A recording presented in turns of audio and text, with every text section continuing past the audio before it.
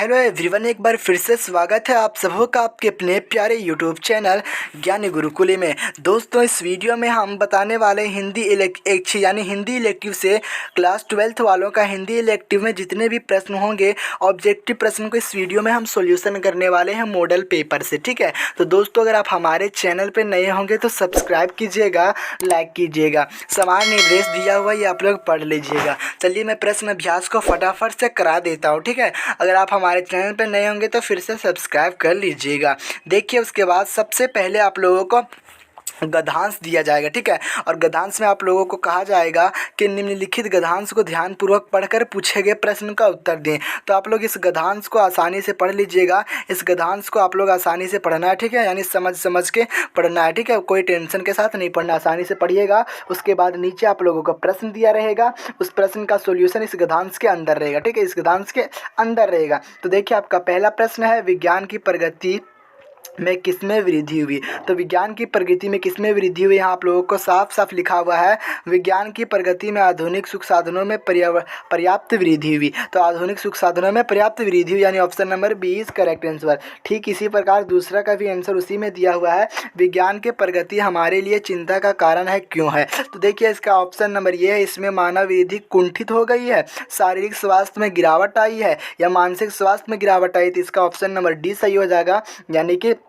ये सभी। ठीक है, चलिए प्रश्न संख्या तीसरा देखते हैं, उपयुक्त गद्यांश के उपयुक्त शीर्षक लिखिए। इस गद्यांश के जो उपयुक्त शीर्षक होगा वो कौन सा होगा, तो हमारे अनुसार ऑप्शन नंबर बी होना चाहिए, वैज्ञानिक प्रगति व अध्यात्म। ठीक है, चलिए अगला सवाल देखते हैं। सवाल नंबर चौथा है, विज्ञान जनित बुराइयों से मुक्ति कैसे मिल सकती है। विज्ञान जनित बुराइयों से मुक्ति कैसे मिल सकती है, तो इसका भी आंसर जो है आपके गद्यांश में ही है, भौतिक व आध्यात्मिक उन्नति में संतुलन सामंजस्य स्थापित करके। ठीक है, उसके बाद आप लोगों को फिर से एक पद्यांश मिलेगा। ठीक है, पहले गद्यांश मिलेगा, उसके बाद पद्यांश मिलेगा। ठीक है, पद्यांश से आप लोगों का निम्नलिखित पद्यांश को ध्यानपूर्वक पढ़कर पूछे गए प्रश्न का उत्तर देना है। ठीक है, पूछे गए प्रश्न का उत्तर देना। तो ये पद्यांश को आप लोगों को पढ़ लेना। उसके बाद उससे रिलेटेड कुछ नीचे प्रश्न दिए रहेंगे, कवि किस ऋतु की चर्चा कर रहा है, उस पद्यांश में लिखा हुआ है कवि किस ऋतु की चर्चा कर रहा है, तो ग्रीष्म ऋतु की चर्चा कर रहा है। अगला है, यहाँ वह है, यहाँ वह क्या है, एक स्त्री है। ठीक है, पद्यांश को आप लोगों को पढ़ना, उसी में आंसर इसका दिया हुआ रहता है। उसके बाद उपयुक्त पद्यांश के लिए सबसे उपयुक्त शीर्षक होगा तो तोड़ती पत्थर। ठीक है, तोड़ती पत्थर सबसे उपयुक्त शीर्षक होगा।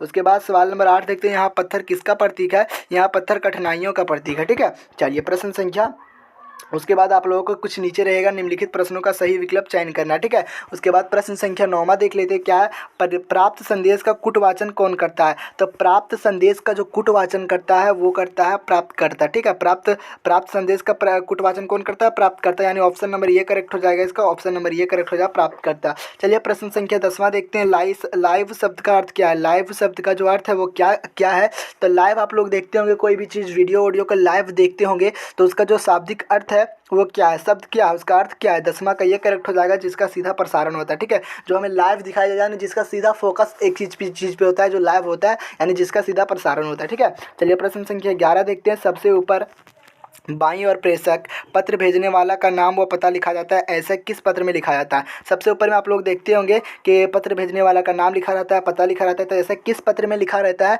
तो प्रश्न संख्या 11 का ऑप्शन नंबर डी हो जाएगा, व्यक्तित्व पत्र में। ठीक है, व्यक्तित्व पत्र में इस तरह से लिखा हुआ रहता है। चलिए प्रश्न संख्या 12 देखते हैं, फीचर से संबंधित निम्न में से कौन सा कथन सही नहीं है। तो फीचर से संबंधित इनमें से कौन सा कथन सही नहीं है, तो 12 का ऑप्शन नंबर जो बी है वो सही नहीं है। फीचर लेखन का एक तय ढांचा या फॉर्मूला होता है, ये नहीं होता है। फीचर का लेखन का एक ढांचा या फॉर्मूला नहीं होता, बल्कि यहाँ लिखा होता है, बल्कि उसमें नहीं होता। ठीक है, चलिए अगला सवाल देखते हैं। सवाल नंबर 13, निम्न में से कार्य संपादक का, निम्न में से कौन सा कार्य संपादक का नहीं है। इनमें से कौन सा जो काम है वो संपादक का नहीं है, तो 13 का जो करेक्ट आंसर होगा ऑप्शन नंबर सी, क्षेत्र में खबरें इकट्ठा करना वो संपादक का काम नहीं है। ठीक है, चलिए अगला सवाल देखते हैं। सवाल नंबर 14 है, जनसंचार माध्यमों का प्रमुख कार्य कौन सा है। तो जनसंचार माध्यमों का जो प्रमुख कार्य होता है वो होता है ये सभी, क्योंकि वो लोगों का मार्गदर्शन भी करते हैं, मनोरंजन भी करते हैं, सूचना देना, शिक्षित करना भी करते हैं। ठीक है, जनसंचार माध्यम। ठीक है, चलिए अगला सवाल है, सवाल नंबर 15 है, भारत में प्रकाशित होने वाला पहला अखबार कौन सा था?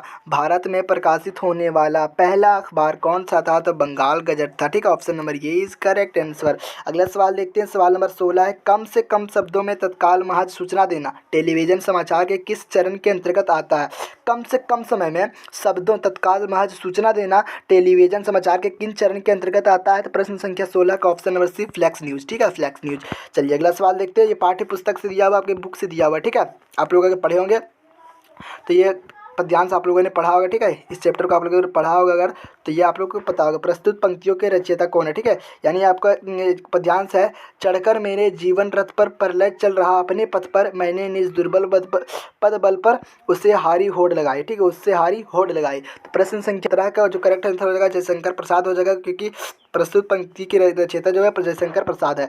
अगला सवाल है, इस पद्यांश के प्रतिपाद्य है, तो इस पद्यांश का जो प्रतिपाद्य है वो क्या है? पद्यांश इसका जो ना देवसेना की प्रेम पीड़ा है, देवसेना की प्रेम पीड़ा। ठीक है, देवसेना की किसी चैप्टर से ये लिया हुआ है। ठीक है, इस पद्यांश में कौन सा अलंकार नहीं है? तो 19 का जो करेक्ट आंसर हो जाएगा ऑप्शन नंबर बी, यमक अलंकार नहीं है। ठीक है, चलिए अगला सवाल देखते हैं, प्रश्न संख्या 20 है, प्रस्तुत पंक्तियाँ किस नाटक से ली गई है? तो यह इस सब प्रश्न है ना, सिंपल सा प्रश्न है, और ये सब प्रश्न आएंगे आप सारे चैप्टर से।